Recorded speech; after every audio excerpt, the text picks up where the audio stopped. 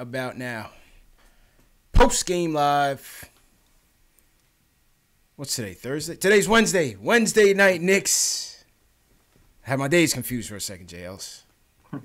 I'm anticipating the end of the season. I'm jumping ahead of the curve, man.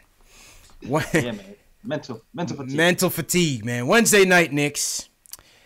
Knicks go down in Orlando, the land of the Magic, 114-100 on what appeared to be Mario Hezonja's revenge game. Mario Hezonja appreciation night. Mm-hmm.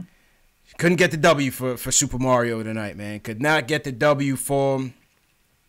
Seemed like a game. This was truly a game of runs to me, JLs. I mean, you know, that's a typical cliche with these games, but this seemed like a game of runs the whole game, man. You know, the whole game, man. What were some of your thoughts on the game tonight? Yeah, we started out pretty strong. It looked like, we was gonna give him some problems. Yeah, I think we were up 10 early. 10 up. Shout out to a 10-point lead early, man. Yeah, we were looking great. Knox started out looking great, nice and aggressive, and just going up. I think he had like 7 points in the first quarter or so. Right. And all of a sudden, you blink, and the Knicks are down. Game run, just like you said. Game of runs, man. And, a couple of areas where I thought, we definitely got crushed. Number one was on the boards. Mm-hmm. We just couldn't. Between Gordon, Vucevic, Jonathan Isaac, these guys crushed us on the boards. And the 3-point shots. We were so the Chicago game. I think we were about double digits in threes. And tonight we were only 6 for 27 from downtown. I mean, 22% from downtown. It was terrible, man. Terrible. Yeah, man.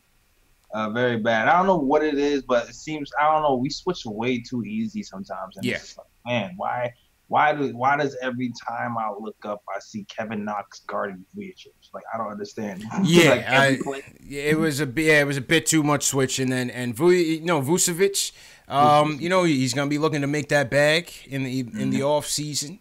Yeah, he's looking great. Yeah, so obviously a tryout for him. The Magic are fighting for one of the final playoff spots as well. Vucevic finished with about 29 points, 13 rebounds in his own regard. I was looking forward to seeing him versus Mitch tonight. Yeah. I wanted to see Mitch kind of take him on head on, but Vucevic got the best of us. But like you said, it was a lot of switching. I didn't really see him on Mitch a lot of the time. It was a lot of him taking advantages of our mismatches, and decent player. It reminds me of a bit more Canner with more range, a bit more smarts. Yeah, basketball IQ is definitely up there. Yeah, that's what Vucevic reminds me of. Definitely not a max player in my book, but he's a good player. He improved a lot. He improved a lot. The rumor is the Knicks were looking at him or are looking at him to sign him in the offseason. Definitely wouldn't be a max player in my eyes. Yeah, I'm not with that. I'm not with him at all, man. We were down by as much as about 16 in the third quarter. Knicks cut the lead down by about 2, led by, as we said, Mario Hezonja, which we'll get to in a second, Kevin Knox, which we'll get to in a second, and Maniac Moutier. Maniac Moutier led the charge in the third, but it was a Terrence Ross show once again to close out the third, man. For some reason, this guy is very much average, but when he plays us, he turns up the Jets just a notch. And Terrence Ross killed us with three-pointers to close out the third, man. That was a backbreaker.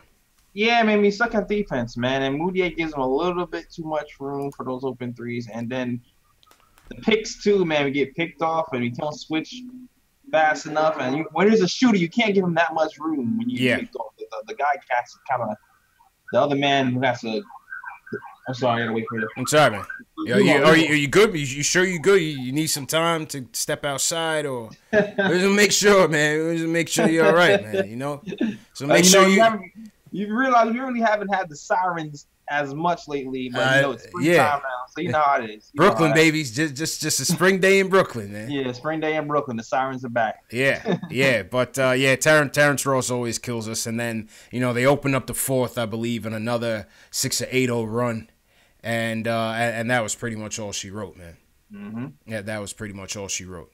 Yeah, but Mario tried to bring us back single-handedly. As we step into the silver linings, Jay Ellis, which is the case for a 60-plus loss team. This is the silver lining show. This is why the people watch. Fizdale promised Mario a start against his old team back in January. I guess it meant a lot to Mario to come back to Orlando. It was his return to Orlando. Yeah. Not sure how much they really missed him, but all right, we'll pretend that he was sorely missed in Orlando. But hey, listen, you know what? Yeah, go ahead. Oh yeah, no what too. He also note that he wasn't able to play Orlando the last few games. There's always something happening. Something happened, yeah. Home rules one time. So he wasn't really able to have that revenge game like he's wanted to. He didn't have it, but tonight he won. Yo, Mario played with that eye of the tiger tonight, man. He played with that dog in him, possessed from the opening possession, man. He missed the jumper, comes down, steals a ball, comes back. I mean, he was all over the court in the first half, man. He played a good game tonight, man. Give credit where credit is due, man. Yeah, definitely all night I heard dang. I heard that all night. I know you did. I mean, where is this night in, night out with Mario, man? I mean, there was a reason why he was benched for the last few games. I don't know if he was in the doghouse with Fizz, but I mean, he ran the offense well. He was aggressive. He finished his drives. His jumpers were there. Yeah. You know, had a couple steals on the night, 5 dimes. I mean, where is this guy every night? Why can't he put it together every night, man? This was a nice performance. I don't know, man. It's just, I don't know. He just has not put it together yet, man. With some guys, it's really just the mentals.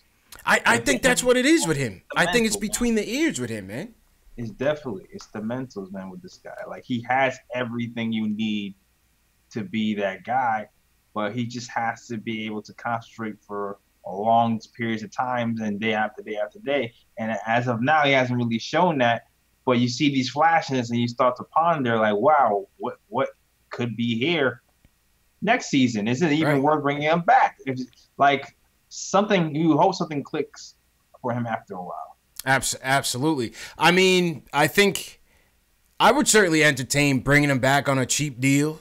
You know, maybe give him a little bit of a raise. I mean, I think the good thing is that the good thing about his inefficient year, highly up and down year, is that it might help us in terms of getting a bargain from him. Yeah, you know what I mean. The bad thing is you don't know what you're gonna get night in, night out. That's the gamble. That is the gamble. That's definitely the gamble, and he makes it hard on yourself. Like, there's gonna be a lot of free agents this season, TP. A lot of free agents. It's gonna be a lot.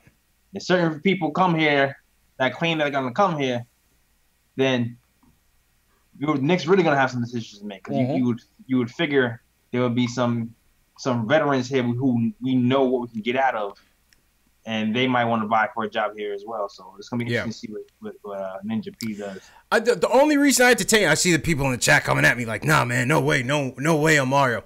Only reason I say that was Mario is because he gives you a lot of flexibility, man. You know what I mean? You see him on a night, he can facilitate. You know, he could run an offense, he can rebound, he can shoot on some nights. Aggressiveness, you know, he can defend when he wants to. I mean, tonight you saw him put it all together.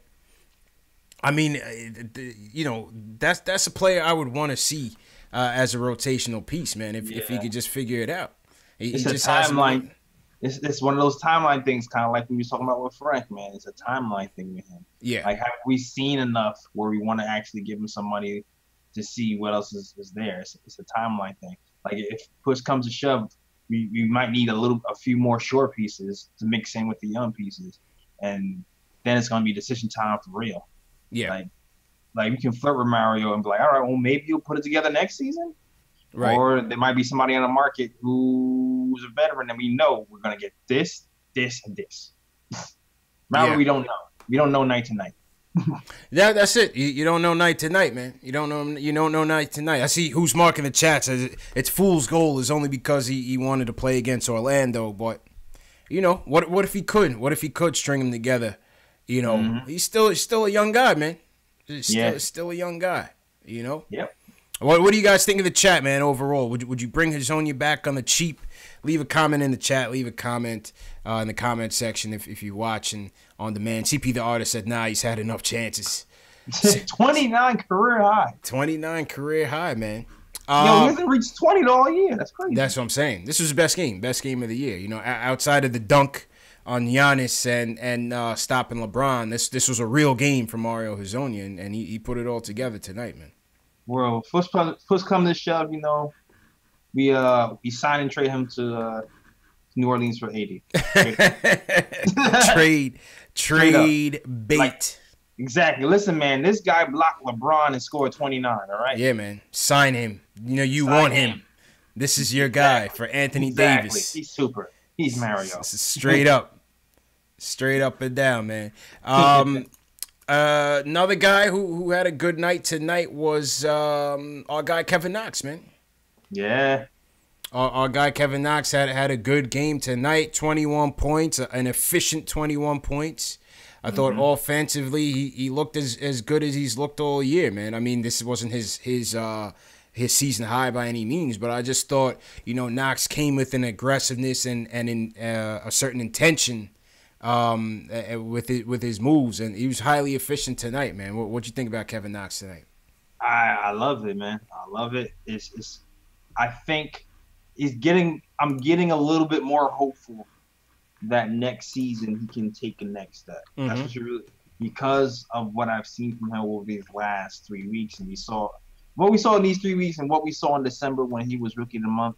I'm starting to believe, you know what, next season I wouldn't be surprised if he took another step and his shooting percentage is a little more respectable. If it's hovering around 45%, if he's getting you like 16 points, if he's starting to get some like around 5 rebounds, like I think next season it could be it, depending on who's here in front of him. You know what I'm saying? So I also like that he's starting to get these defensive stats going. He's starting to help a little more, getting these blocks down and some steals. He still has some holes defensively overall. Yeah. But I just like that his game is starting to slowly round out. And pulling up a tweet from Knicks Film School. Shout out my guy JB. He says Kevin Knox has had 5 of his 6 most efficient nights over the past month. 4 of 6, 10 of 17, 8 of 14, 5 of 9, and tonight 7 of 13. So, you know, good stuff. Good stuff from Knox. Good stuff, man.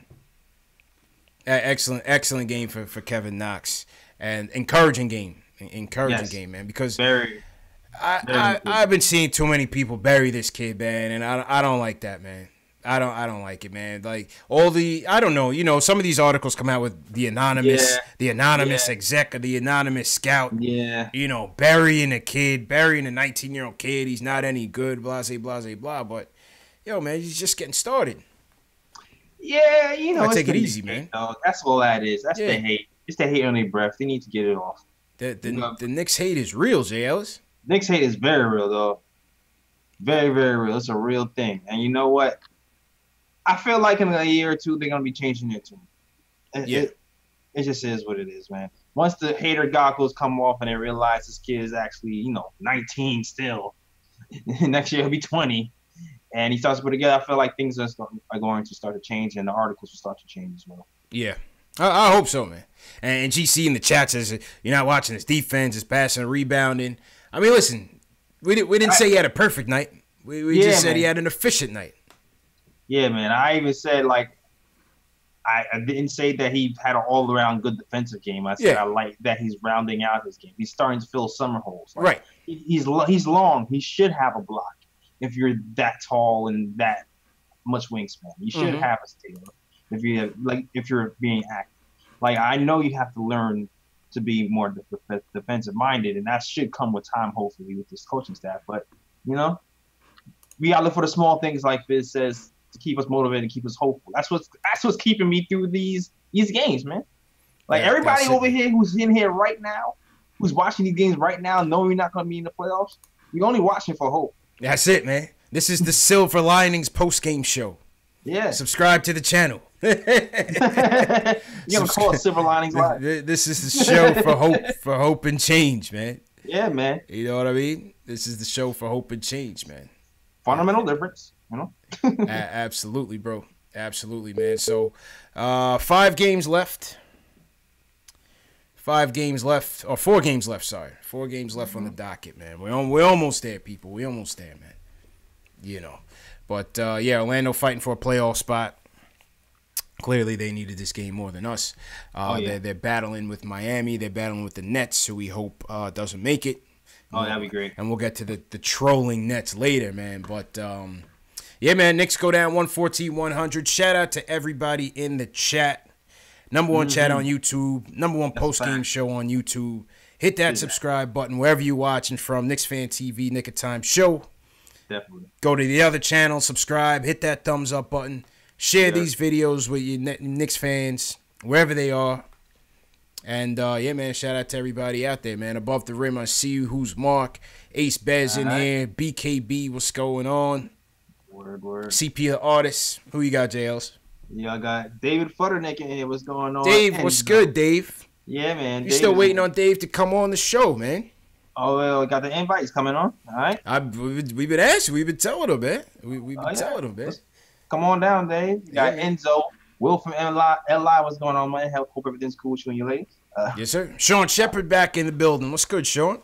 All right, yo, Sean. Yeah, man. Oh, Will's back. We hope Will got out the doghouse, man. Will was in a little bit of trouble last couple of episodes, man. I hope he learned his lesson, man. I'm pretty sure he got out that. You know, man. Got the wifey a gift. Okay. You know? Cool. Let's go. Let's go, man. All right, let's go to the phones. First guy up is Ben from Queens. He wants to talk about the draft and Kevin Knox. Ben, how you feeling, bro? Hey, what's going on, CP? Chill, man. What's going on, Jay Ellis? Yeah, what's going on, man? Oh, I'm doing great, man. I'm doing great. First thing I want to talk about with the draft real quick. Mm-hmm. I was saying this all year. You remember, I'm a big John Morant fan. Mm-hmm. Nothing against Zion, but the thing is, like, if we look at the roster we have, I think Morant or a pass-happy point guard is a better fit.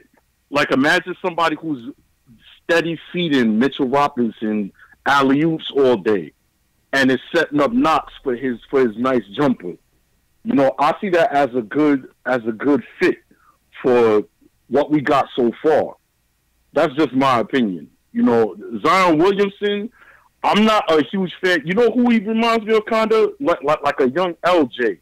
Like a lot of people say that. Some undersized. Hey, that wouldn't be a bad choice, though, man. You know what I mean? That wouldn't be a bad choice. The only thing that slowed down LJ was the back, but LJ was a beast. He was a beast in college, and he came in with a lot of promise. It's just the back injuries kind of slowed him up. Yeah, that's true, but you know, the thing that I'm not really feeling about him right now, he hasn't really shown me much as far as his jumper. You know, he's a guy who's trying to bully people inside. Yeah, he could get away with that in college, but on the next level, I don't really see him doing it like that. I will say over the last 5 or 6 games or so for Zion, though, he's been hitting pretty high clip from the 3-point line. I think something crazy, like 60% or something like that. I mean, although it's kind of a real slow set shot, but you know, he's been hitting them. So you would hope that he gets better once he gets to the next level. Once he gets some shooting coaches and stuff like that. Yeah. Yeah. Yeah, no, I hear what Ben's saying. I hear what he's saying. You know, he's definitely been efficient from the 3, but you haven't really seen much of a mid-range or more control in the paint when guys have kind of walled him off. But if you're getting a number 1 pick, I'm still ready to go with Zion, man. Let's go. See, the thing with the John Morant is, and I love John Morant. Don't get me wrong, Ben. I love John Morant, but there's just so much at play here, man. It's like you don't know what the free agency situation is going to look like. Mm-hmm. You know, are they more interested in bringing in Kyrie if they're trying to get Kevin Durant? You know, are they going to get the number 1 pick? Are they going to get number 2, number 3?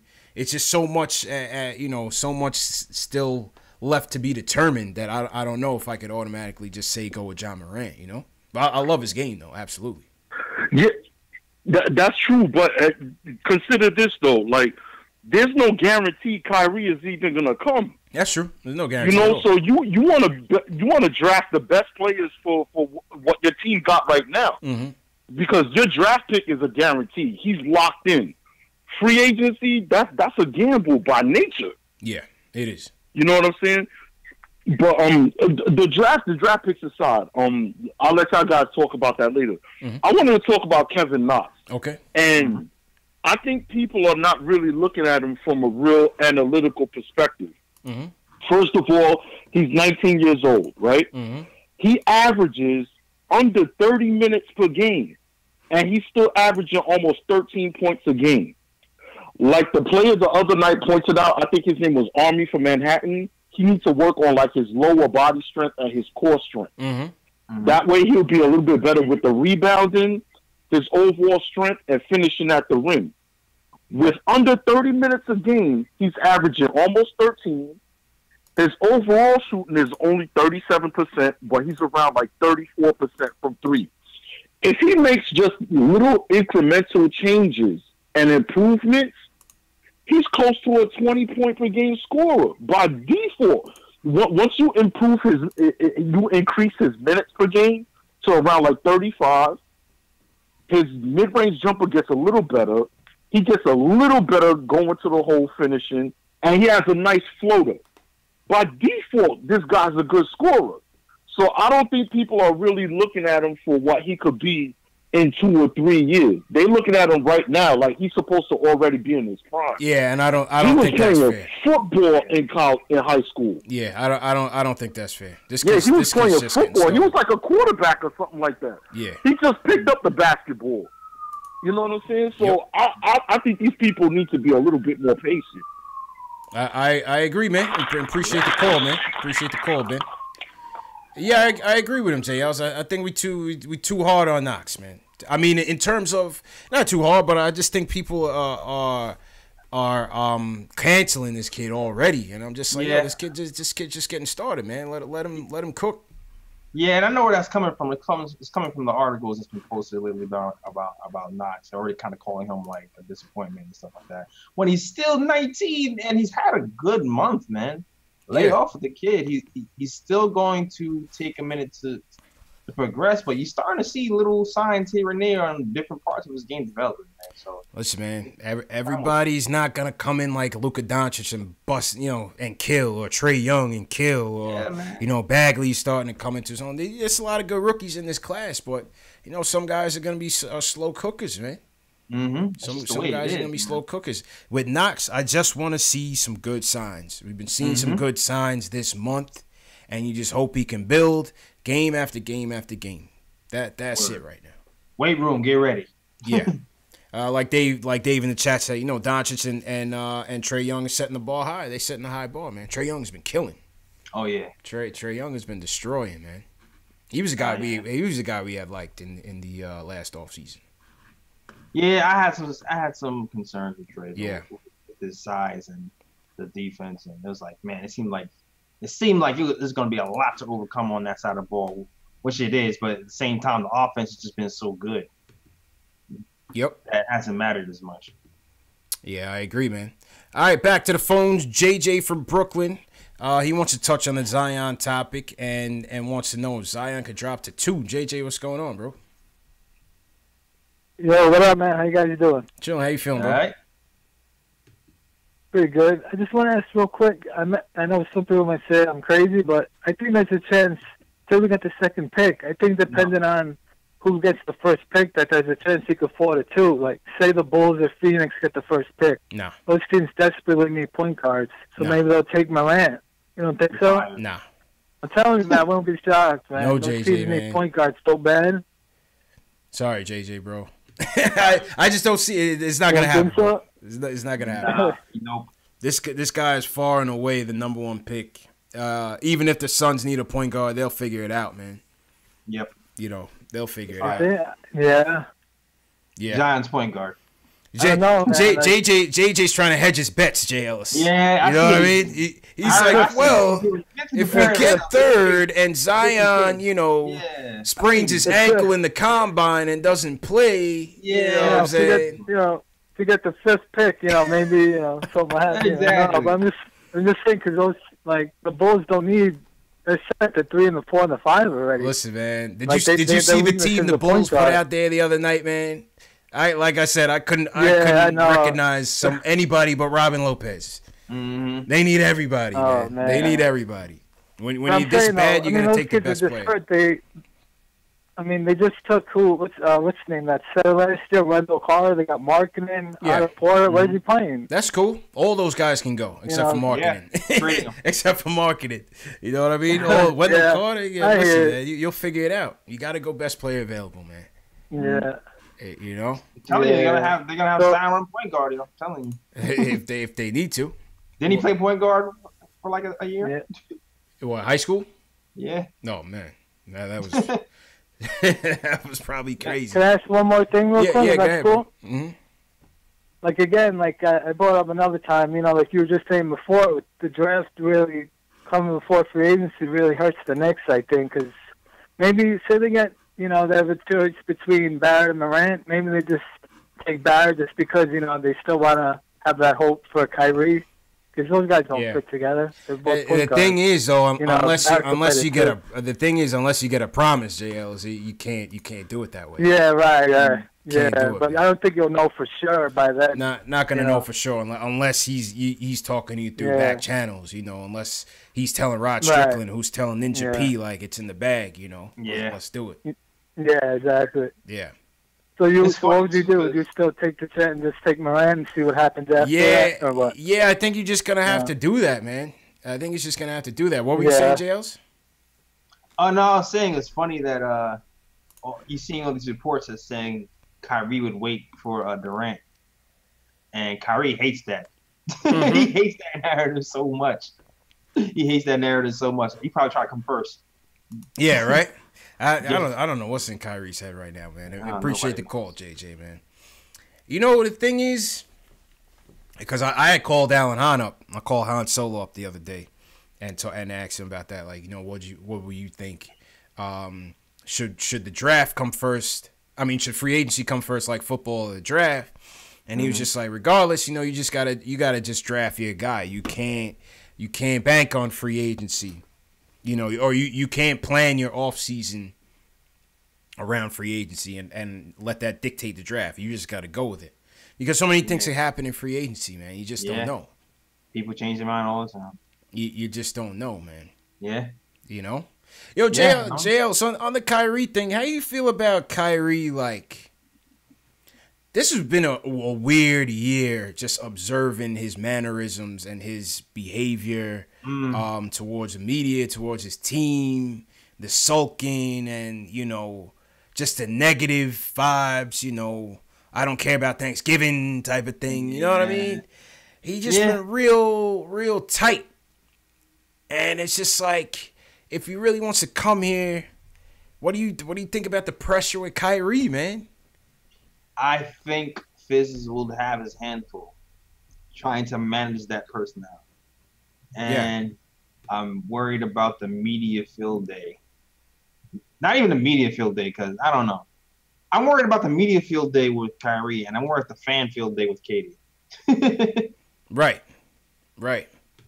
I don't know, man. I used to think that like he would be made for this, but now I'm seeing him in Boston. He's kind of like cracking under pressure. And then that one time he met with the media, and he's just like, "Oh, I just want to play basketball. I don't want to talk. I just want to play." And it's like, yeah, I get it. Everybody, all players just want to play. Nobody wants to talk to the media, but it's part of the business, right. And part of playing here, when that white spotlight is on you every night. Yeah. And you would hope that he's getting all the kinks out with the Celtics. Gotta handle it, man. Get all the kinks out with the Celtics, all the leadership kinks out. Yeah. How to talk to players, how to talk to the media. Get all of it out of your system. So if you end up going to New York, you know what not to do. Absolutely, man. I just don't know how to wrap my head around it, man. Shout out to everyone in the chat. Hit that thumbs up button for you boys. Make sure you guys hitting that subscribe button. Let's see what some people in the chat are saying. Justin V95 said Kyrie just seems mad. Says Celtics are underperforming all season. He got a bunch of young players who want to ball and to be the guy. He says the Celtics just not hungry as Kyrie, so that's why he's tight. Nathan L says Kyrie's a head case. CP says he never wanted to be traded to Boston. Could be a fair point. The Shell says he's a superstar champion. We need that Jersey kid. Well, listen, man, I'd love to have him. I'm not saying that. I'm just saying, you know. If he came here, that's a gamble you just have to be willing to take. I'm willing to take it. Just food for thought. You know, just throwing that out. Not to say the worry isn't there, because the worry is there. Because it's like him with the mentals. But at the very least, I know when he's on the court, he's going to perform. Absolutely. Just hope he doesn't, not poison. He doesn't affect the team morale or anything like that. You know what I mean? I'm telling you, man, that team starts losing. Yeah, we'll see. But if KD is here, dude, it seems like those two get along so well. You would hope that they, offset each other, and you'd be able to, Yeah, the news is just it's just too much confirmations, Jails. I don't get it, man. Yeah, me neither. What do the people league-wide know that we don't know? It's crazy because you think it's true because they admit they hate us. Yeah. And at the same time go, yeah, Knicks probably going to get him. When CP, when I saw Jamel Hill say she thinks KD is coming to New York. And she's a hater. I really started to be like, really? Yeah. Because she hates, she always bags on us. Yeah. So you seen all these people who bag on us saying he's coming. It's very weird, man. It's weird, man. It makes it seem like it's really happening. There is this weird league-wide consensus that this is happening. I just don't understand. What is the motivation to come here? Money. What do you mean? Both of them can make way more money where they are, and have. What do you mean? It's money. I mean, it's money, man. He's gonna be able to set up certain things in New York that he can't set up in. I mean, he's probably set it up in LA already. Yo, we digital, man. This guy, he can be in the Bay. KD could be in the Bay and set up his New York company through Rich Kleiman. It's not a problem. He doesn't have to be physically on the ground. I think maybe there's something here in New York that is specific to New York that he wants to be closer to. Knicks 1904 said the dirty water hot dogs. I've also heard that LeBron's on the West Coast, so he felt like let him have that. Yeah, and then people talking Lakers. So Howard Beck and Bleacher Reporter, no Knicks hater. His article says rival execs will tell you that it's pretty much in the bag. That KD's on the way and Kyrie's joining with him. I don't know. You guys be the judge. I'm just reporting what I hear, man. That's it. I don't get my hopes up. I'm just very surprised at the consensus. Yeah. Even you talk to writers. I don't know. It's just very surprising to hear that. Man. I love it though. I'll take it. Hey, I'll take it. If it comes true, I'm taking it. Ace Bet says he's scared. Everybody's scared, bro. You're scared, man. I don't believe none of that Nets hype, man. Nobody want to play for the damn Nets. Get out of here, man. all these people with the Nets, man. You people need to get a grip. Nobody wants to play for the Nets or the damn Clippers. Maybe Kawhi Leonard, but we already know he's on a whole other planet. I'm not even sure Kawhi Leonard is from Earth. Man, I can see Kawhi Leonard looking at you like the way he was looking when he was trying to back down. Who was he backing down in that clip? Somebody was backing him down. Right? No. Yeah, he was backing somebody down, and he was just looking at him like, bro, what are you doing? I forgot who it was. Yeah, this was recently too, man. All right, back to the phones. Let's go to Ari from Manhattan. He wants to talk draft lottery and Fizdale's work with Mitch. Ari, how you feeling, bro? Hey, what's up, man? I'm feeling good. How you guys doing? Good, man. What's happening? So, with regards to this draft, I think that,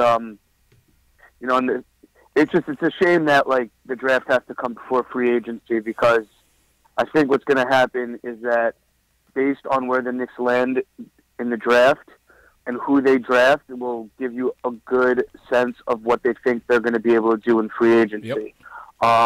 You know, like, for example, like if they get the number 2 pick, let's say, Could go and they RJ or Culver. take RJ over Morant, or they trade down a slot or something like that.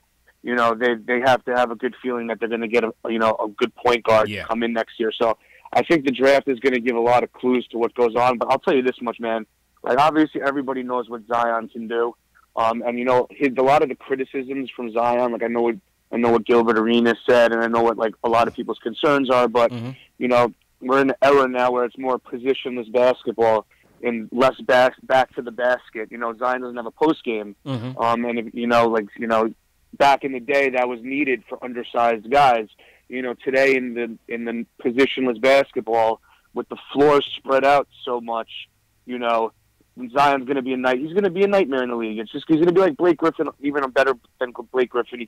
Blake Griffin came in the league, was 23-12 right away.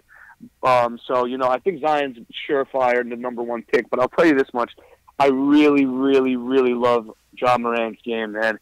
Me too, man. I couldn't have been more. I couldn't have been more impressed with that dude, and not just because of like the high flying dunks and like even his passing's amazing, but like the way he controls the tempo. Like when I was watching those March Madness games, and the way he was controlling the tempo, and just how poised he seemed under the pressure, dribbling the ball calm, you know, waiting. Like I feel like he's the type of player to make his teammates better, to instill a lot of confidence in his teammates, and honestly, the Knicks are never going to win a chip unless they get a floor general, and that's just the way it is, you know. And so, you know, based on where for example, like if Atlanta, let's say, got let's say it was the number 2, right? They already have Trae Young, who they're building around, right? If you could if you could drop down to 2 and like switch with Atlanta or another team that has a point guard, let's say, you know, whoever like Cleveland, they have Sexton, who has like already that they're building around that point guard, right? If you can get like a future first round pick, or like if you could pull some serious value out of that, I would not count out trading down and 1 spot and taking Morant. And then even if you have Kyrie and Kevin Durant coming in together, you know, that's a good problem to have. You know what I mean? And then you can trade Dennis Smith, you can trade the Dallas picks, and then you can make a team together. But I think Ja Morant is going to be. You know, the thing about him is he could shoot the 3 and he could get by you. You know, most players like John Wall can get by you, can't shoot the 3. You know, like other people can shoot the 3, they can't get by you. Like Russell Westbrook can't shoot the 3. You know what I mean? He could do both and he could pass. He might be the most complete point guard prospect that I've seen. Yeah. So I don't know. What do you think about that? Go ahead, Jails. I mean, I guess it remains to see if he can actually shoot long term. I mean, he actually shot pretty well during the March Madness, though. But the knock on him really was he couldn't shoot. So some people would say that they're not sure if that's sustainable yet because his form is kind of funky. But it's definitely a good sign that he's shown like that little step back 3 that he shot. And so obviously he's working on it, and maybe it could come around during the season. Right. But he also has to work on that mid-range. Yeah, I mean, as long... That mid-range, he has to work on that mid-range too as well, though, because they left him open for the mid-range, and he wasn't really able to hit those in the game that he lost. But he still has a lot of good things going for him. He still can pass. He still can control the tempo. Definitely, man. Rebounds very well. But he does. And on the defensive ends, he doesn't try a lot either. Yeah. He coasts, and that could be the coach. That could be because it's so much demanded of him that they just kind of let him coast. But at the next level, Fizz might have his hair. At the next level, there'll be no nights off. So he better wake up. He better wake up. Yeah. Well, maybe the Knicks will, because the Knicks play a lot. Yeah. Yeah, no, there's no doubts. People that say his jumper needs a little bit of work, even though he looked pretty good in March Madness. His defense definitely needs some work. We had Spencer on earlier this year evaluating Ja Morant, and he made that point about him being kind of lax on defense and kind of falling asleep at times. But on the other side of the ball, man, I think this guy is the best point guard prospect in the draft, and I have no doubt about it. He would make this team far and away games better by just being that floor general that we need, man. Just smart basketball. Exactly. Absolutely. Exactly. Yeah. Zion has a little bit of the other thing I wanted to talk about. Sorry, Zion does have a little bit of a Sorry, what did you say, Jazz? I said Zion has a little bit of a post game too. He has that little. Yeah, he got that little left, go left, turn on that left shoulder, post on the left side of the ball. He has a little. He doesn't have much of a right hand though, but he has all left. Julius Randle style. No, they're both. Listen, they're both surefire. Like it's like Melo and LeBron, that like Dwayne Wade. I think they're going to be surefire all-stars in the league. Now with so I don't know.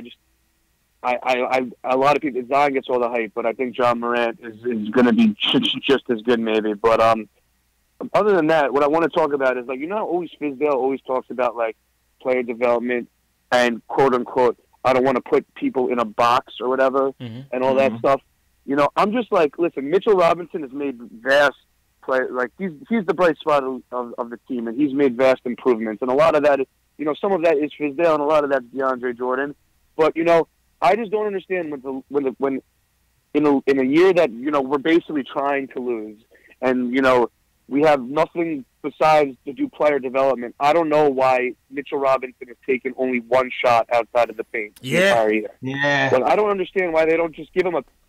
Like, why is he not shooting? Miss the shot. We want him to miss. We're going to lose. Yeah. But at least, like, get him, because he can shoot a little bit, man. I don't understand why he can't be, like, do, like, a 10-foot, 12-foot pick and pop and encourage him to just give it a shot and try it out. Like, I don't understand why they wouldn't let him do that. You know what I mean? And if he could get used to it and it could help him a lot going into the off season, who knows? Maybe he can hit those shots. Like, why are they not letting him shoot that?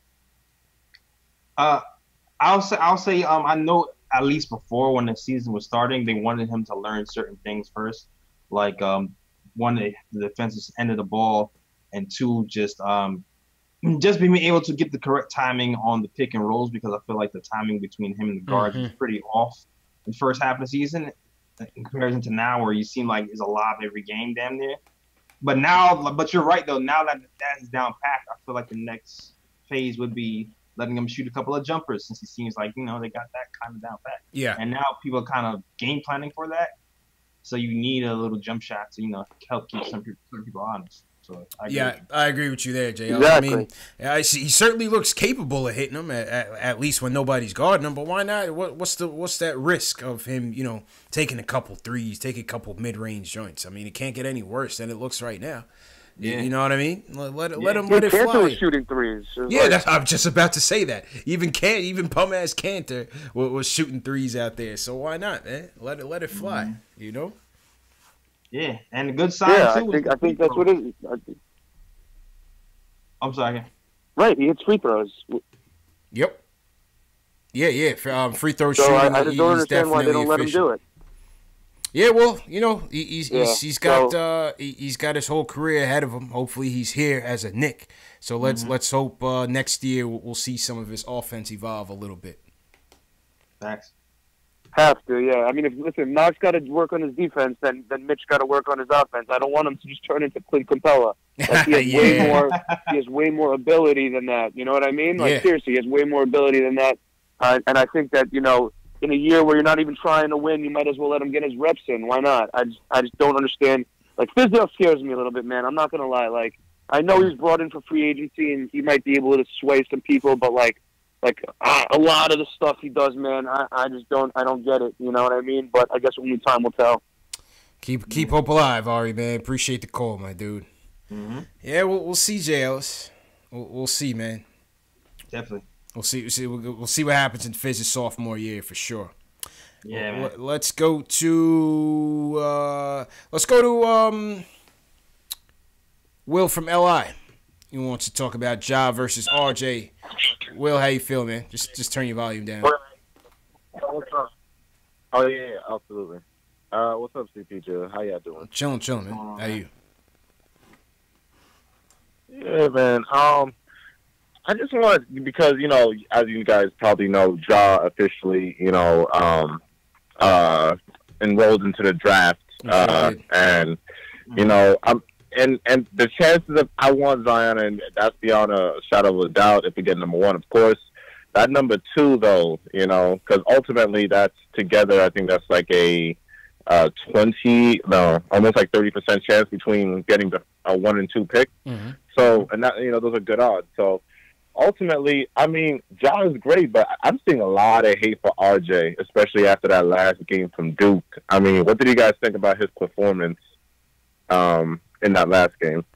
Yeah, RJ didn't have a good game in the last one against Michigan State. He definitely struggled. And you know, when the game was on the line, he didn't come through for him. You know, so obviously that's gonna resonate a bit more. But when it comes down to the two, if I gotta pick, I gotta go Morant though. Still, you know, I gotta pick Morant. Right. You know, right. I just feel like this is a guy that can completely change the team. And I see that too. The only thing that the dilemma that I'm seeing is that, you know, all these reports. Okay, Bill Simmons, you know, the rat, of course. The rat. Bill Simmons, you know, he said exactly. You know, he said, you know, that it's a package deal when it comes to Kyrie and KD, and you know how much I want Kyrie and everything. Ultimately, it's what is Ja going to be the backup, and then after that, what happens to Dennis Smith Jr.? You know, it's you know, if it really happens, you know, it's. I don't know what you do. I don't know. I feel like you'll get diminishing returns at that point, whether you can go for RJ. And the thing about RJ is, I can't blame him that much for that last game because ultimately, I think it's a Coach K thing. Those last plays that they drew up were horrible, like just straight up trash. Well, Zion didn't even get much touches down the stretch. Yeah, you know, Zion didn't even get much touches down the stretch. Absolutely. You know, and so I saw Easy Wins in the chat was saying, you know, we clowning RJ. No, I'm not clowning RJ. I'm just saying between him and Morant for this team, Morant, I would want to take Morant for this team. But you know, RJ certainly has his strengths as well. Go ahead, Jails. It scares me that RJ can't shoot though. That was the thing. Like his shooting in the tournament wasn't that great. That was just the tournament. General is not great. Yeah. Anything, by the 3-point line, when you're a shooting guard. Like, you need to shoot. Yeah, he didn't shoot too well. He didn't shoot too well at all. But he has some versatility that you like though. You know, for his size. Yeah. For his size, he rebounds the ball well. He passes the ball well. Like you almost want him to be a point guard more than a shooting guard. Yeah. Yeah. Because he exactly. Yeah, because he did a bit of both. He did a lot of a point. He ran the point a lot in the tournament for sure, definitely all year with Duke.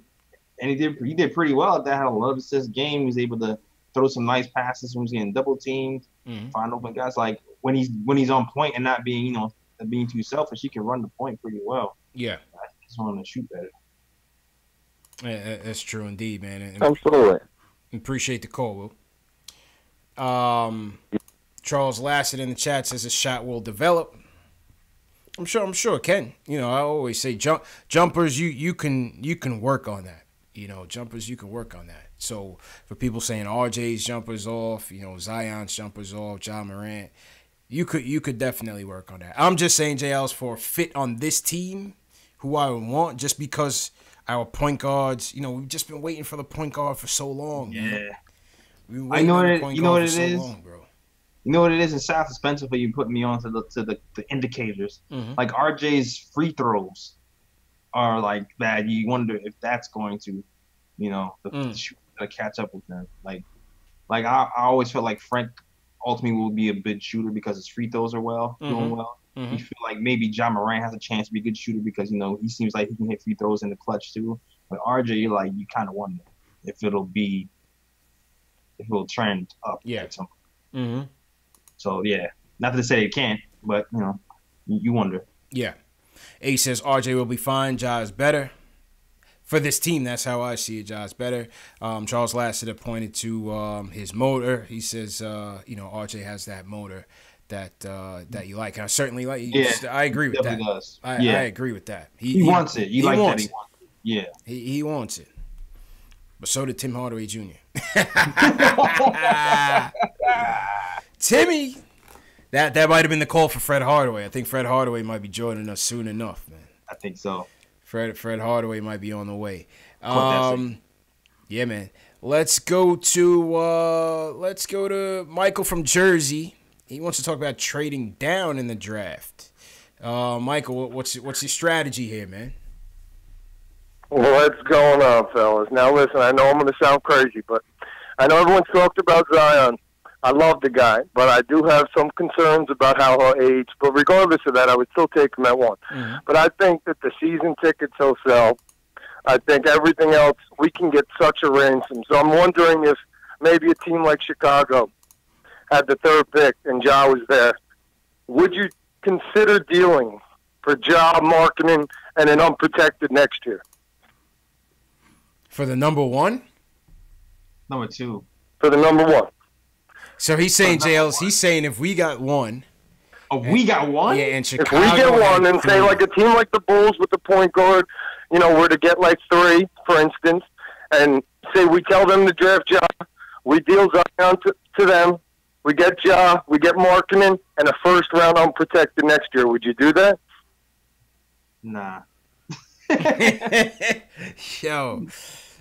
I hear you, but hear me out. I just feel like what I'm trying to do is I don't want Kyrie here, to be honest with you. I'm half 50-50 on Durant. I'm trying to get guys under the age of 26, preferably. I just feel if we did that, we'd have the ammunition to trade for an AD and possibly a Beal, and then you can build your team around, guys under the age of 27 and still have all the money in the world. So.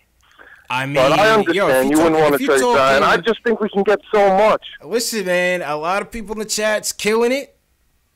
I think I pulled the trigger. I'm sure they are. I'm scared. I think I pulled the trigger on that. Yeah. I think I would. Wow. I'm talking you would get it like RG3 type of haul. I'm talking maybe two unprotected. I think like a Markkanen. If you're talking about getting a Bulls unprotected first the next year. Yeah. Yo, that could be another. Yeah, and Ja this year. 10, bro. But you have for the first. That's what I'm saying. So. I mean, listen, man. So Ja, Markkanen, and another top 5 for Ja Morant, Markkanen, and an unprotected pick the next year. Yo, that might not be a bad. For Zion Williamson. Bad play, man. I don't know. That 7 cards. That's what I'm saying. I think we could sell to teams like he's going to save basketball. We can. If the Wizards. We got listen, who's to say? We got these new draft rules. Everybody got 14% in the top 3, so you could possibly get the number 5. No, I know it's a pipe dream. I'm just saying, hypothetically, if we do get that number 1 pick, I don't think that trading it should be out of the question. Like everyone's just assuming we take Zion no matter what. I'm saying that listen, like there's not been a guy like this to come out, and there's a reason why he's the first pick no matter what. Mm-hmm. There's not been a guy like this to come out. We can get a ransom for him. I'm talking a ransom, and I just think it needs to be considered before you just say, okay, I'm going to take this guy. Not sure how he's going to age. Not sure if he can shoot the jumper. He doesn't shoot the free throw very well. Like, I'm just not sold on him. He doesn't rebound the basketball for a power forward. I think he's a very talented basketball player, but I just think we can get so much because they'll sell season tickets and all that good stuff. Okay. All right, Mike. Appreciate it, man. Appreciate it, man. No problem. Hey, listen, I see a lot of people in the chat. I see a lot of people in the chat going in. My man, he caused the uproar. He caused the uproar in the chat, but that's what we like. We like the chat to get going. So appreciate it. I like that we don't agree, CP. Yeah. No, listen, man. That's what it's about, man. It's good that we don't. We don't force it. We don't force the takes. Force it. He's like, nah. But I don't think that's a bad move, man. I don't think that's a bad move. I mean, listen, if you get the number 1 pick, there's clearly going to be teams that are going to be trying to make a trade. For sure. There's going to be teams that want them. The luck to even get a number 1 pick in the first place is like, come on. So, like, we have a 14% chance. We have, 50-something% chance of getting lower than number 1 pick. So now you win the lottery and we trade that. that's like, I don't know. I see the chat is about 50-50 right now, man. I know the chat is about 50-50. Yeah. We're not talking about how realistic it is. We're just talking on the surface of that trade. If you're saying you're going to trade Zion for marketing, John Morant, and an unprotected first, I mean, the Bulls ain't getting no free agents next year. They still going to be a young team, man. They're still going to be a lottery team next year. Yeah, you're right about that. That might not be a bad trade. And you talking about potentially still getting KD, so we're gonna be competing. And then you're talking about getting another lottery pick when we in the playoffs. Come on, that's 2 first-round picks right there, man. I don't know, man. That's not a. I don't think that's such a bad idea. I don't know, man. That's like, it's so hard to get a first-round pick, and you get a generational player, then you trade them for a point guard. Not to say he's a bad point guard, because he's a great, he's probably gonna be pretty well, but I don't know, man. It's I want to gamble on the guy who could be something we've never seen before. I hear that. Interesting. My man Michael set the chat on fire though. Yeah, man. I like that. Shout out everybody in the chat, man. Make sure you guys subscribe to the channel. Hit that thumbs up button for your boys. Let's see what people in the chat say. My man Pedersen says marketing is a great value, KP. Mm-hmm. Yo, listen, man. Marketing. I remember him marketing bust KP's ass that game last year, man. Yeah, he did. He's not a bad player, man. Marketing can get it in. I was trying to remember, I didn't see it though when we had him there. Yeah. SS Television said he's overrated. Keith Sinclair said never healthy. Good point. He's not healthy. No, yeah, you're right. You're right. Not healthy. Unless that's just Bulls tank talk for we're tanking. Oh, that's true too. They tend to do these things, as you know, Jay Ellis. They tend to do that a little bit. Yeah, they tend to do these things and throw out G Leaguers at the end of the year. Jack Roach is marketing with Mitch and Morant and Knox. That'd be nice. Yeah, David says I'd rather listen to JD in the straight shot every morning for the rest of my life than trade for Zion.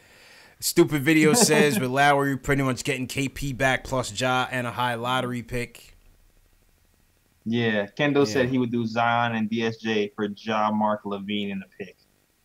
Oh, that would be nice. The Bulls would never do that, but that would be nice. 7Car7 says this guy needs to pee in a cup. He says lay off the weed. Check his piss. Lay off the weed, Jay Ellis. Oh, man. Speaking of lay off the weed, my man Stephen A got the bag, bro. Congrats to Stephen A. Man. Congrats, Stephen A. Stephen A. He's getting baller money, and he's not playing basketball, Jay Ellis. Well deserved, man. Well deserved. He's that's getting our path, CP. Huh? What'd you say? I said that's our path, CP. That's it, man. That's the bar right now. That's the bar. Nah, but yo, man, I said it on one good crack. That's it. One good crack. That's it, man. Soundbite. That's why we need you guys to subscribe, man. We trying to hit those Stephen A levels, man. Mm-hmm. So subscribe, hit that thumbs up, send us $1 million super chat. We'll be on our way, man. You know. Definitely. Yeah, super chat. Oh, super chat is working for Jay Ellis finally. Yes. Yeah, man. No, but in all seriousness, man, I said on Twitter, I said, whether you agree or disagree with his takes, man, Stephen A. been on his grind for a long time. Yeah, man. And he deserves it. He deserves it, man. He does First Take. He's on the radio right after that. He's doing you remember that clip where he was doing a boxing and he was falling asleep? That's because he was working so damn hard, man. Workaholic, My man Andre Ward was elbowed him like, yo, Stephen A., wake up, man. It's your turn to talk. Stephen A. was dozing off on the boxing telecast. Just like me sometimes on the show. yeah, just like Jay Ellis. We try to keep him up, man. You try to keep him up, man. TP the artist said for $10 million, I'm buying a hairline. Oh man, get the LeBron. Yeah. And he's on like Young and the Restless. I didn't even know Stephen A. was like an actor, man. But he's on like Young and the Restless or General Hospital, one of them. He's got like a part-time role there. What? Yeah. Is it one of those things where he's on as a ESPN commentator? No, he's on as like a guy, like a regular guy, something. I don't watch the shows and things, but yeah, but he's not on as himself. He's on as like Royce, the guy from Detroit. Oh shoot! And it's Stephen A. with his hairline all the way to the back of his neck. Like Stephen A., what are you doing on this thing, man? General Hospital, man. These soaps Yo, are good for still him, man. going. Get all the checks, man. Yeah, good for Stephen A, man. Good for Stephen A. All right, let's go to we'll take another call and then we'll do some play ratings, JLs. Let's go to Ronnie P. Switch it up. Switch up to the vibes for us, Ronnie P. He wants to talk about Cal Ramsey. Hey. It was one mistake I made last week during one of the podcasts. I didn't shout out Cal Ramsey, New York legend, New York icon. Oh, yeah. NYU basketball. I didn't shout Former out Knick. Always at the games. Always supporting the team. Always supporting New York. Community leader. Community activist. Civil rights activist. Ronnie P., I know you could tell us some more, man. Drop some dimes on Cal Ramsey, man. Tell us about Cal Ramsey a little bit.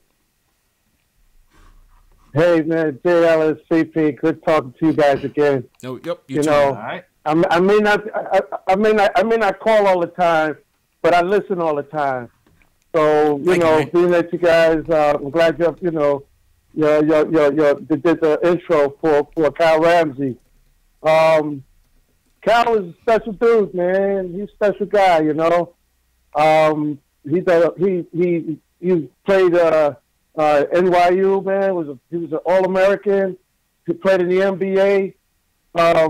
13 seasons, great player. But what he's really stood out for was his community work and me growing up in Brownsville. I remember him coming out there with a bunch of teams. His team used to be called the Magicians, and they come out and play all the top ballers in Brownsville. One year, he brought out a lot of Philadelphia 76er players, only because, you know, my boy, Will Be Free, at the time coming up out of Canarsie, he played ball in Canarsie, and went to play for the Sixers. So they came out and they played, you know, they still had a great full court right in between 340 and 320 in Tilden Projects. I mean, we had Fly Williamson come down, we had John Sally come down, we had Jocko Jackson come down, you know, to play against the 76ers. At the time, they had Jelly Bean, Bryant, they had Steve Nicks came down. Steve Nicks is big dude, man. I'm probably you know, he's a tall guy, man, but they say he's around about 210, 215. That guy, he's at least around about 230. Okay. So, yeah, and Cal Ramsey used to come around there every year, you know, every single year. And it was just a pleasure to see him bringing all this entertainment and into Brownsville, man. It was a wonderful thing. New York legend, man. I wish I was around those days, man, when New York was really earning that Mecca name, man, because it just seemed like, you know, from the Rucker to, you know, these guys were just coming out, man. These guys were just coming out to play. You know, it wasn't about the marketing deals, Jay Ellis. It was just about the love of the game, man, and they would be playing damn near year round. Yeah, man. It's been great to see that. And to see the shit. Yeah. Yo, Ronnie P., let me ask you something, because based on my research on Cal and some of the books I read, his tenure with the Knicks was very short. And people were saying he played about 3 years. Right, but people were saying that the reason that he didn't make the Knicks, or did he get cut from the Knicks one time and then came back? But I believe the original time was because they had a quota. Did you hear that? Yeah, he played about 13 games for the Knicks. Right. And you know, back in those days, you know, I was just worried about who was playing.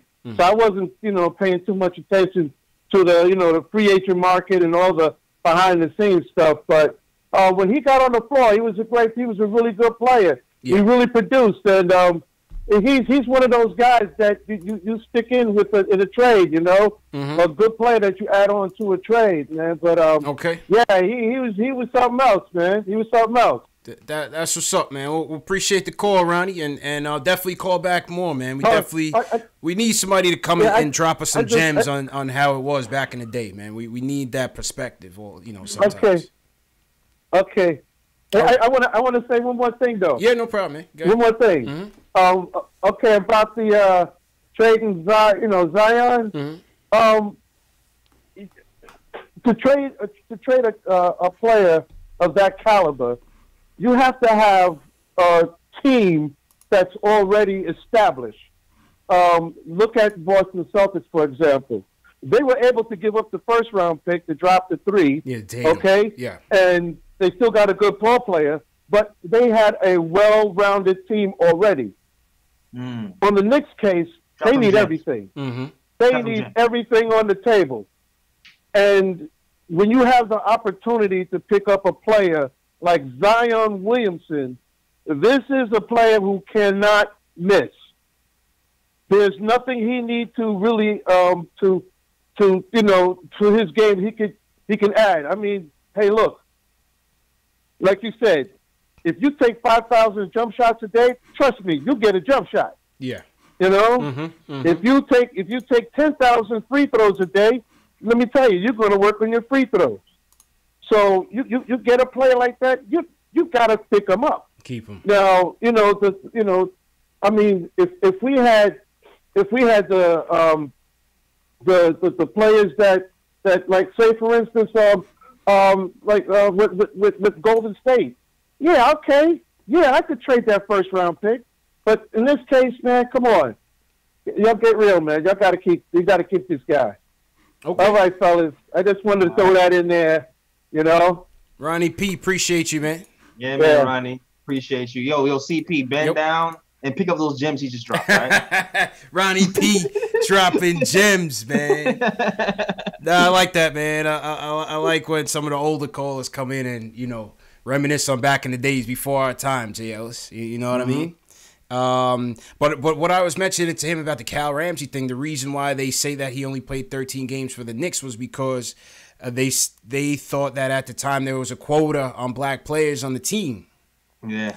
And I don't remember the players that they had on the team at that time, but he was like the third black player on the team. And the GM at that time, I believe, was Ned Irish, or it might have been before Ned Irish. But he didn't want him. They didn't want him. They cut him because they thought there was too many black players on the team. So Cal didn't stick around for the Knicks as a player for that long. But as Bob Chan in the chat came back with, he was also a color commentator on Channel 9 back in the day too, man. So Cal was a staple. Oh wow. Yeah, Cal was a staple, man. Real good dude. And a lot of people in the chat would, we always used to see him at the games as well. Whenever he used to go to the game, he used to sit right behind the bench right there. So that's good stuff. So appreciate Ronnie P for that call. Yeah, man. Also on the New York legend topic, remember Kenny Anderson had a stroke the other day? Mm-hmm. Shout out to Kenny Anderson. He posted on Twitter for the first time to let everybody know he was doing better. So that's a good thing, man. Shout out Kenny Anderson, man. Definitely New York legend. Played for the bum-ass Nets, but we won't hold that against him on his resume. What was that? I don't remember. Huh? Yeah. New Jersey. There's some team in New Jersey, man. They claim New Jersey, but he's a legend, man. I rep Kenny Anderson regardless of his affiliations for sure. He's a good dude, and glad to see him have recovered for sure. Glad to see him have recovered for sure, man. What else, man? Shout out everybody in the chat. Once again, this is Knicks Post Game Live, #1 post game show for Knicks fans by the fans on YouTube. CP from KnicksFanTV, my man J. Ellis from the Nick of Time show. Knicks lose 114-100 to the Magic. 4 games left is a magic number.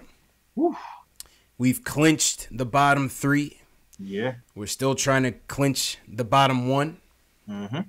And seems like we're trending that way. JL, you want to take a look at the box score? Let's take a look at some player ratings. Okay, we can do that. Yeah, man. Shout out Carlos Martinez in the chat, checking in from the land down under, Australia. How was that Australian accent, JL? How was that, man? I said down under. All the way horrible, but Foster's Australian for beer. Yeah, that was good, man. Carlos, I bet you Carlos could be like, yo, that was good, man. It was not all the way horrible, but partly. I was trying to get to Australia, man. I was trying to get down there. I had a friend down in Australia. Oh, yeah? Yeah, my homegirl was going to school down there. I was always trying to get there, man. I was just scared of that flight, man. It was a 20-something hour flight. Jesus. And I was like, yeah, man, I'll catch you when you get to New York. That's crazy. Boxing kangaroos out there? Yeah. Boxes of some damn Joeys. Kangaroo catch you with an uppercut. Yeah, I heard they can fight for real. Yeah, man. Hey, I know they're Australia, but those kangaroos are from Brooklyn. Yeah. Probably, man. They got hands. I've seen it. Kangaroos got hands for real, bro.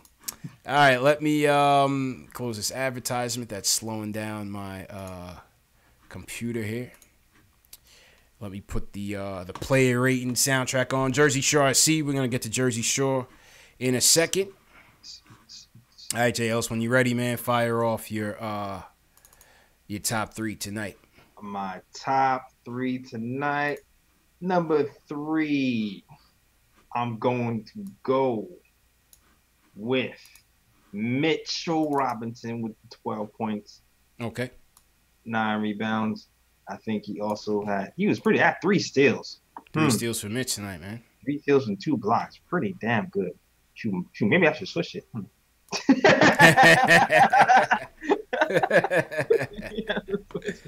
Go ahead, man. You want to start over? Go ahead, man. I already started. You want to start over? You can start over, man. I'll give you a backseat on that one. You know? No, I'll stick with it. Okay. Number 3. Defensive end, doing pretty well with 9 rebounds. There's been a discrepancy over Knicks Twitter and in general whether he got 1 block or 2 block right here. Yeah, I heard that. Macri was saying that. It's showing 2 blocks here on Yahoo, and I think he said on ESPN. So maybe the streak is not over. So it's official. So he's officially passed David Robinson. He's solely claims number 2. Nice. On the list, then. Nice. That's true. It's Manute Bol, number 1. Mm-hmm.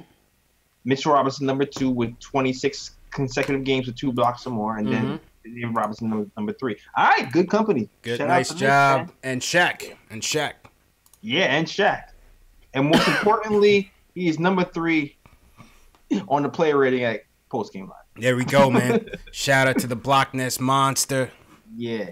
Collecting stats. Go ahead, Jails. Yeah, my bad. Mm-hmm. Number 2, I'm going to give it to Knox for, staying aggressive, shooting 50% today, which is pretty damn good. Yep. Proud of Kev tonight. Mm-hmm. Loving the 3-point shot. 60% from 3, CP. Let's go. 60% from 3. That 3-point shot, listen, man, next season, that 3-point shot is going to be looking real smooth. I feel like he's going to be hovering around the 40s next season. I can see it coming. Mm-hmm. And I like I said, not all, the defense wasn't all not perfect, but not perfect. Fournier, I was about to call him Fournette. Fournier had a good night tonight. And Terrence Ross at Kevin Knox's expense. So listen, his defense wasn't all the way there, but offensively, he's putting it together, or he has past couple games for sure.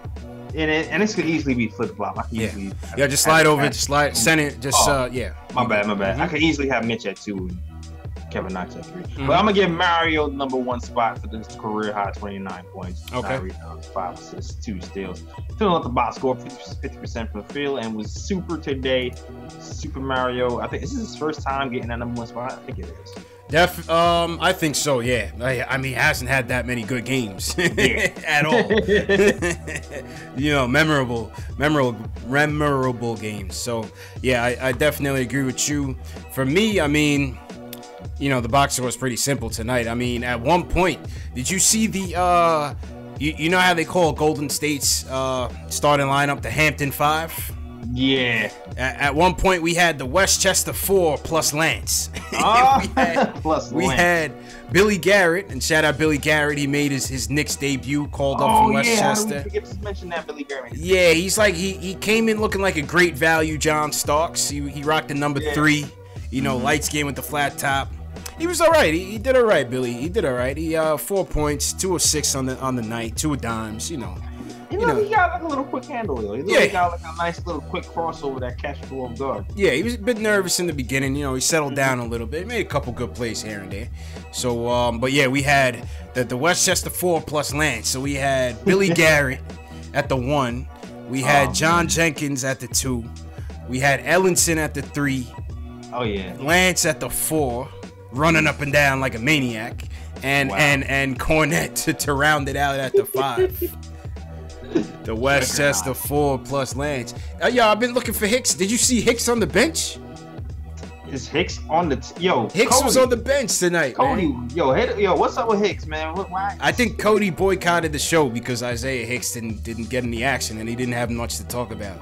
I don't know, man. Yeah, you're right. But Cody also. But Cody also doubles as a draft scout, so he'll be back. Oh, okay. All right. Yeah, Cody doubles as a draft scout, so he'll be back. Yeah, you're right about that. He does randomly like post-game live on Facebook. Yeah, he does. He watches the show on Facebook. Shout out to everybody on Facebook, by the way.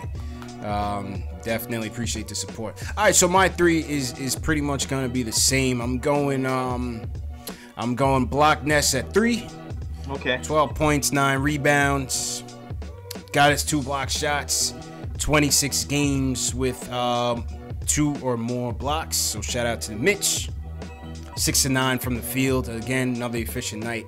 Second, I'm going with Kevin Knox. Kevin Knox. Got to give Knox some love. Happy with his efficiency tonight. Damn near 50% from the field. Damn near 50 from 3, as you said. 3 of 5 from downtown. 2 steals along with a block. 4 rebounds. Good game by Knox. Offensively. Good game by Knox offensively. And then number 1, Mario, man. He was possessed from the opening tip. I mean, this was an encouraging game that I would love to see Mario string together on a more consistent basis, man. You saw the potential. Yeah. You know, you saw the potential, man. But like you said, a lot of it could be just between the ears, you know, and I think we always thought that, even in the beginning. That's why we wanted to run him out of here in the beginning. Yeah, that's a fact. He make dumb decisions. Yeah. He was supposed to shoot. He would shoot from 20 feet behind the arc randomly. Facts. And even when he was sitting down, they were saying they were working on. The staff was working with Mario on his decisions. Mm-hmm. So yeah, it's between the ears. That's really what it is, man. And the motivation too to play defense consistently for 40 years. Yeah, man. And so that was my 3. The Tank Commander tonight. We're gonna go with my man. The Shells brought that award into the play. The Tank Commander. I kind of like that award, man. We should have been using this from earlier this season, man. Yeah, you're right. My Tank Commander award tonight goes to.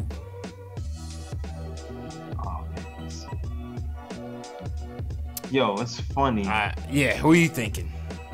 I don't know, because I gotta give it to Moutier. I was gonna say Moutier. I gotta give it to Moutier. He did a good job for half the game. Yeah, second half.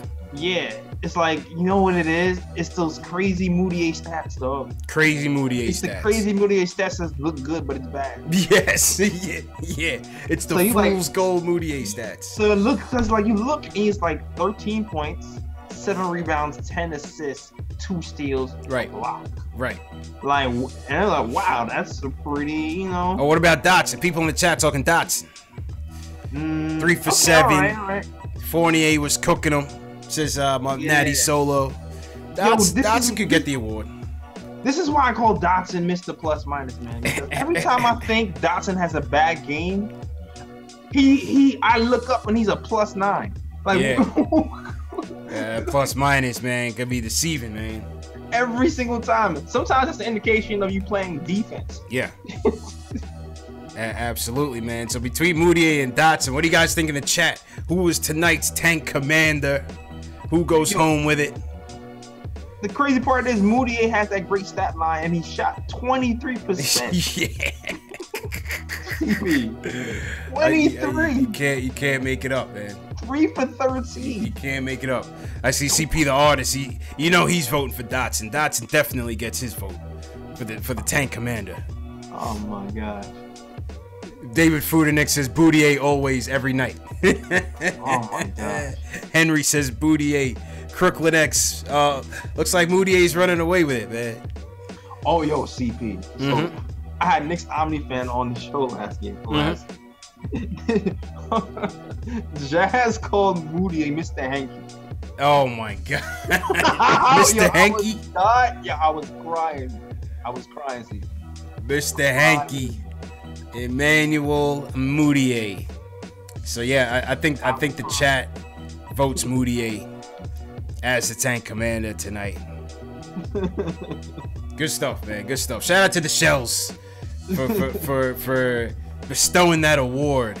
Yeah, man. On this show, man. We should have went to it from the beginning. That's a good one, man. Yeah. Absolutely. All right, let's get back to the phones before we wrap up. Jersey Shore 74 from Arizona wants to talk about the Knicks' future moving forward. How you feeling, man? Oh, feeling great. Good evening, gentlemen. How are you? How you feeling, man? You haven't called in a while, man. Where you been, man?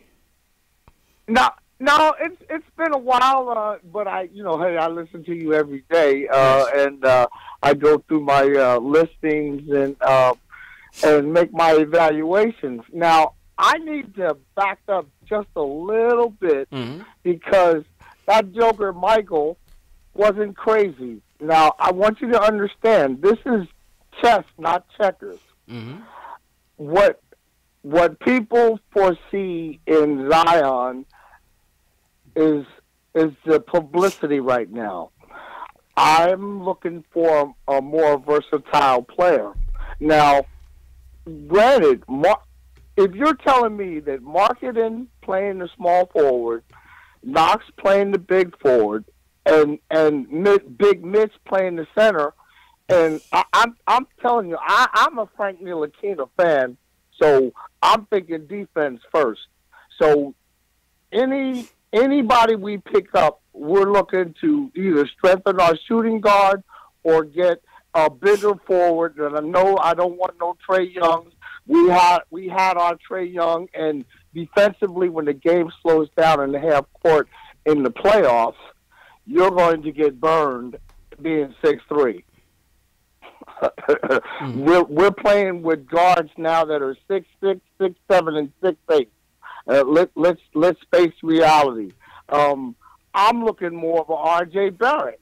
I agree with that guy when he says, if nothing else, you could trade Zion for a few good pieces, and the marketing trade, that wouldn't be a bad trade.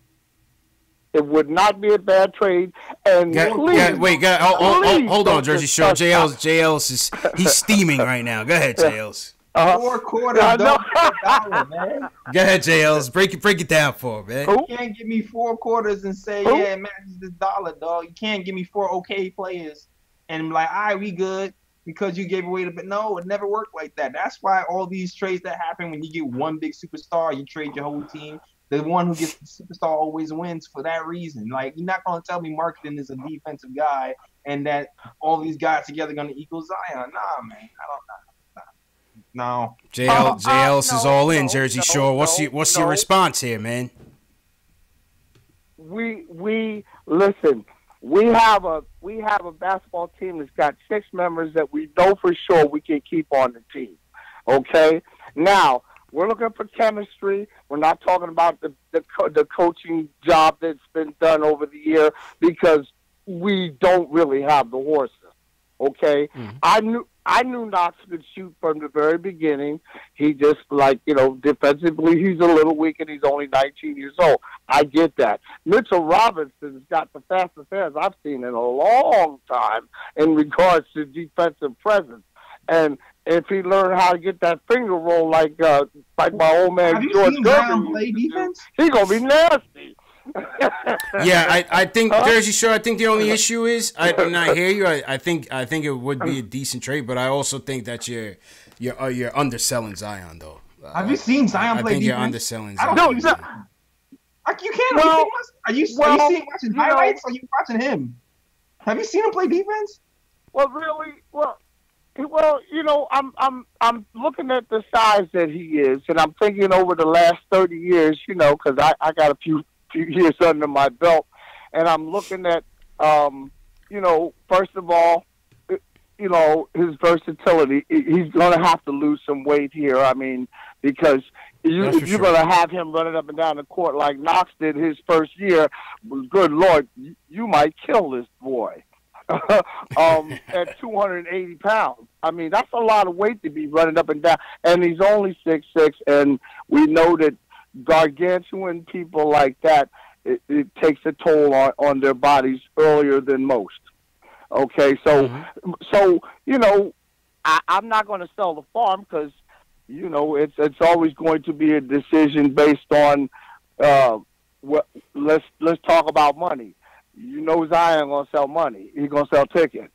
And we know that New York is notorious for looking at the dollar bill versus bringing dignity back to the New York Knickerbockers, because that's what I'm about. Bringing. When you go into Madison Square Garden, we try to represent now, and I know it's going to take time, but it's not a bad suggestion. And it doesn't say like I said, we ain't gonna sell a farm on it. But like I said, we got 6 good players. And please don't. Oh, what I was gonna say before. Please don't discuss Kyrie, because I do not want a broke leg dog. Let me tell you, when it comes time to eating, and this is the playoffs, when it comes down to eating, if your best dog is on the bench, you ain't gonna eat. It's a gamble. Well, like I agree with that. I agree with that 26-year-old and below scheme, because we need to stay focused on that. Okay, and appreciate the call, Jersey Shore. Appreciate the call, man. Wait, go ahead, JLs. I'm confused. Wait, is Kyrie the dog? No, what he's saying is it's an injury risk. Who's hungry? With Kyrie. He thinks it's an injury risk with Kyrie. Man, Kyrie's gonna be alright, dog. Kyrie's gonna be fine. He's gonna be fine. Zion is gonna be. I still don't understand fundamentally him saying that we need defense to trade Zion. Yeah, no, I think he was selling Zion short, very short, highly short. I think his defense is something that I like about him. I don't think he's seen any of these games where he's jumping so high he's almost hitting his head in the rim, blocking balls, blocking 3-point shots, blocking shots at the rim, stripping guys from behind, reading passing lanes, double teaming effectively.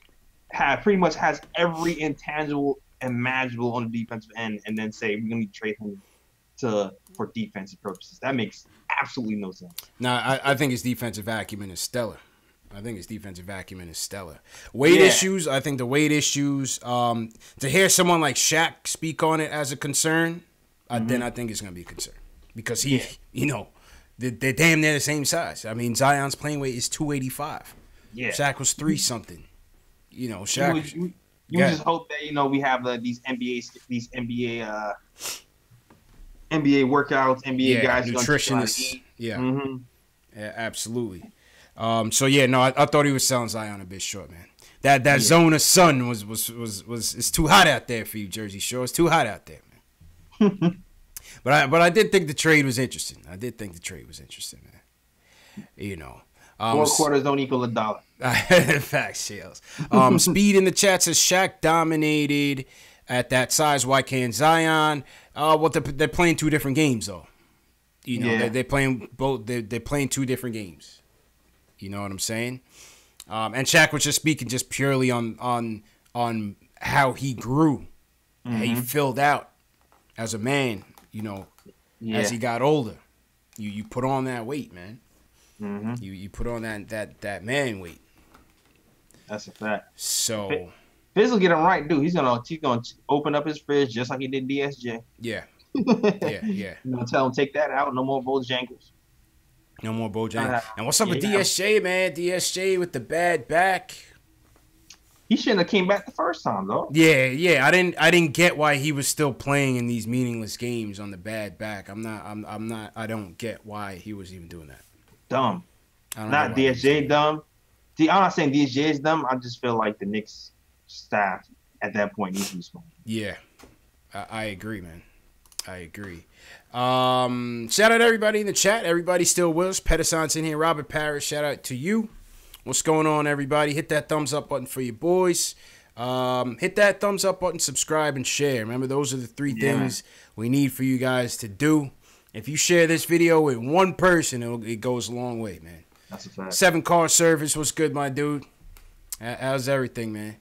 So a tweet from Mike Vorkanoff, JLs. He says, as the Knicks try to clinch the NBA's worst record, he said, keep an eye out on Dallas. The Mavs have a 34.5% chance of landing that top 5 this June, which I hope they don't. I don't want to don't give Porzingis any more players. Please don't. Which would delay when their picks convey to New York. Yeah, so basically, if they got that top 5 this year, I think that pick that one of the picks that we got from them would delay maybe to 2021. Yeah. Instead of 2020. Yeah. Mm-hmm. So I actually want to shout out Trey Burke. Okay. Shout out Trigger, man. Yo, man, I miss Trey Burke, man. No, Paul's and I miss Trey Burke, man. I think Trey Burke had a good game and his game ended up helping Dallas beat OKC. Oh, what, tonight? A few games ago, I believe. Okay. Which kept them out of that bottom 6 spot and keeping us good with our draft pick coming next season instead of 2 seasons. So thank you, Trey, for having that monster game and closing out on the shooter at the end of the game. Absolutely, man. Yeah, man. Absolutely. 7-car service. Definitely, I hear you on that one. We definitely gonna work on that. But Mike says Atlanta has the Mavs top 5 protected first. Mavs tied for the 6th worst record.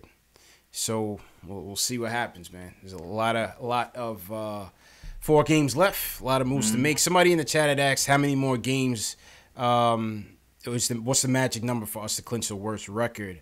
Let me go to the Tankathon and check. And yeah, I know JB had put it up on Knicks Film School. 4 games left. Let's see, it's 4 games left. I think if we lose the next 2, we're clinched, right? You might be right. Let's see it right now. Because we were 2.5. We're 2.5. Let's see if you're right. I think we're 2.5 ahead of we're 3 up on Phoenix. Oh, we're 3 up on Phoenix. 3 up on Phoenix. Phoenix won? Yeah. Yes. Phoenix won. That's what's up. Yeah, so we're pretty much there. We're pretty much there, man. Mm-hmm. Carlos says, "Do not sim." Yeah, we're not simming no more, man. No more sim. No more sims. Ace Bet says that's because KP going to jail. No, he's not going to jail, man. He's not going to jail, man. He ain't going to jail. I just read something also. They said that had the NBA thought that, it was likely that the KP thing would have been more serious, they wouldn't have let the trade go through, which I figured, something as big as that. They step in and control things when they want to. Yeah, the National Basketball Association pretty much said they stand behind KP. Yeah. All right, whatever. Not our problem. Yeah. Other thing I wanted to get to, man, Jay Ellis, man. There was a report earlier that one Charles Oakley was in attendance at the Barclays Center. And they put him up on the Jumbotron, Jay Ellis. Put him up on the Jumbotron, man. Sleeping with the enemy, Jay Ellis. What's going on with Oak, man? I can't talk bad about Oak, man. I can't do it. I can, man. Listen, man. Listen, man. I felt bad about the fiasco last year. I felt bad that he had to tussle with the MSG suits. Part of me wished he would have knocked a couple out on the way out. Yeah. But now it's like Oak is now on like a PR campaign against us, man. Say what you will about Dolan, but come on, man. Between the, Katie and Kyrie are better off with the Nets. Then he's on to, with the ringer with that rat Bill Simmons and Network, whose Network is NBA Desktop. He's a Knicks fan, but Bill Simmons, he's a Boston fan, and he's saying and Oak they were sitting. Oak was cooking him something, barbecuing for him, and he was like, Well, he thinks the Knicks are gonna get Kemba and Jimmy Butler. Yeah, I saw that. I was like, yeah, that ain't it, man. And now they got him at the game. Threw him up on the Jumbotron. I think he's next to Joey Badass. You know. And, like, they put his tag as, like, Charles Oakley and put his, like, rebound stats. Like, come on, dog. Yeah. You know, come on, man. Sleeping with the enemy, JLs. I understand, man. It's petty, man. Like petty wars going on with us in the Nets, and man. you know what? It's beyond. Like I said, I've seen people before. If some dude had me kicked out of the garden, kicked me out, called me an alcoholic, and defame my name nationally on television, I'll probably be petty too. Yeah, but that's not. Yeah, but now he's coming at us though, man. He's coming at us. He's coming at the team. He's coming at the orange and blue. You know, it's more than just Dolan. You know. I feel you. That's the weird. That's I can't. Yo, it's like I don't know, man. It's like that family member you can't. Oak never even played for Dolan, man. he never even played under him. Like, come on, Oak, man. I know, man, but it's just like it's that family member. He's like, damn, man. It's like it's that family member. You know that family member took some abuse, so you know why he's acting out. I know, man, but it's like there's a line that you got to draw, man, because now he's on that like Rappaport. Remember when Rappaport showed up at the game protesting for Oak? And showed up at the Nets game with full Nets gear on, but he claims to be. Come on, man. Come on, man. Come on, Oak, man. I don't. Come on, man. I don't like this, man. I don't like this, man. It's because it's Oak. If it's anybody but Oak, yo, Oak did so much for New York, and when he's with the Knicks, man, it's hard for me to mentally turn on Oak. It really. I'm not trying to turn on him, but it's like there's only so much we could take, JLs, man. You know. I understand. I'm not blaming you for feeling that way. Definitely not blaming There's only so much we could take, man. I definitely not blaming you for feeling that way, but it's just still like, it's like that '90s that team did. You know, that team the team was did for New York, did for the city. I can't really greasy. Like if Jeff Bezos got the team tomorrow, he would be back in the Garden, and no one would care. Yeah, and then he did claim he thought Jeff Bezos was gonna buy the team. And on the thing with the ringing, he was like, yeah, he tried to open up Amazon in Long Island. Like, no, Oak, it's Long Island City, man. Come on, Oak. This is how far removed you've been from the city, man. Two completely different places, man. Two completely different places. But shout out to Oak. But yeah, I don't like this patronizing with the enemy, man. I don't like this. The guy next to him. Look at this picture, man. The guy next to him with the glasses, with the Under Armour shirt, the white guy. You see why he's cheesing so much? Because he knows this is a troll job by the Nets, man. Oh, it's definitely a troll. This guy next to Oak, he's like, look at this. You know the Knicks are gonna be tight about this. Mm-hmm. This was a hit job, man. This was a hit job, man. Yeah, I'm actually doing a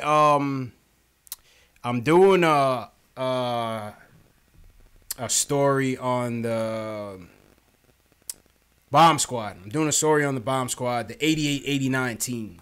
That's going to be dropping close to when the season finishes. And, Oak was a big part of their success, man. That team ended up losing in the second round to the Bulls, I believe. Ended up losing in that second round. But that team was it was a nice team, man. Rick Pitino was the coach. They had a young Patrick Ewing, a young Mark Jackson. They traded for Oak in the offseason. In that trade, they had also gotten the right to swap draft picks, and that pick became one Rod Strickland. They ended up trading for Kiki Vandeweghe in the middle of the season. Mm-hmm. And the Bomb Squad was known for their three-point prowess. Far and away led the league in three-point makes, three-point attempts. Real dope squad. The Warriors before the Warriors. Warriors before the Warriors, man. And they had a young nasty Ewing, man. That team had a lot of promise. So I'm gonna be dropping a nice little video look back, that little documentary style on them, and looking forward to that, man. But yeah, that's about it, man. Coming up, when's the next game? Friday?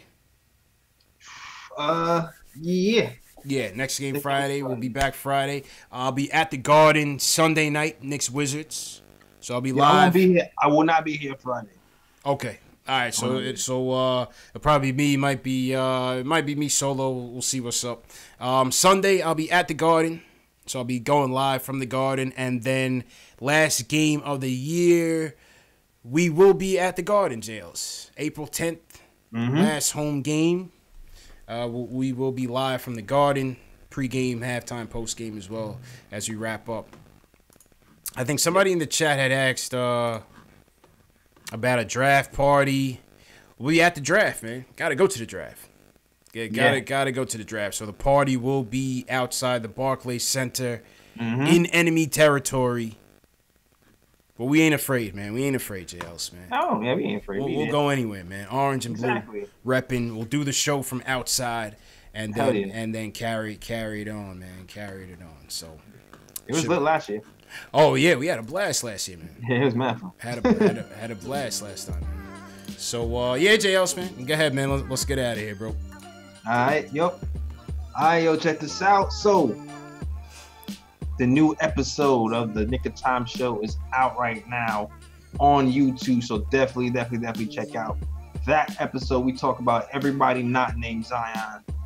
We talk about those guys who could be around that 5th pick, people who slid out. We talk all about that. So definitely enjoy that episode. Cracked a lot of jokes that one. It was fun. Also, you know what? Follow me on all social medias. I'm on Twitter, Facebook, and Instagram. All links for those guys are in the bio. And also, you can listen to the podcast on SoundCloud.com/Nick Show. Link in that description as well. And you can also find me on Spotify, Google Play, iTunes, all that noise. Yeah, and that's all, man. And you know what, too? If you look, I'm trying to actually expand and look for some writers for the Nick of Time show. If you want to write, you want to get your feet wet, I'm trying to build something there as well. Hit me up, nickoftimeshow.com is where we post all of our blogs. Yeah, and that's it. Back to you, CP. Yes, sir. Appreciate you, JLs. Good show as usual, man. And shout out everybody that came through tonight. Once again, Knicks lose 114-100. Tough loss. Good game by Mario Hezonja. Good bounce back game from Mario. Good game for Kevin Knox as well. 21 points and 4 rebounds. 29 points, 9 boards, 5 dimes for Mario Hezonja. You can catch the replay of this show in audio format. Spotify, iTunes, Google Play, Stitcher, Amazon Alexa, whatever you got. It's on the KnicksFanTV. You can catch it while you're at work, or if you don't have a chance to watch on YouTube. Join the Twitter chat if you're on Twitter. For those of you on Twitter, want to continue the conversation, we are on Twitter. Just share this video with the hashtag PostGameNYK and we will add you to the Twitter conversation. You can catch me on Facebook, Instagram, Twitter, at KnicksFanTV. Very easy to find. Always on all 3 platforms, talking Knicks. And yeah, man, please once again hit that subscribe button, hit that thumbs up, and share these videos on your way out. It goes a long way in supporting this show, and it's only going to bring more people to the chat, more people on the calls, and that's what we want, man. We want all the Knicks fans worldwide to join us and engage in this conversation, man. So once again, I will see you guys Friday. Frank Matos, appreciate it. Ace, thanks a lot. Keith Sinclair, The Shells, 7 Car Service, Myron, I see you. Rest in peace once again, Nip Hustle, man. Yeah. And yeah, JLs, man, I'll check you Sunday or Friday. Nope, Sunday? No, Wednesday. But I'll check you guys on Friday, man. All right. Let's take it easy, man.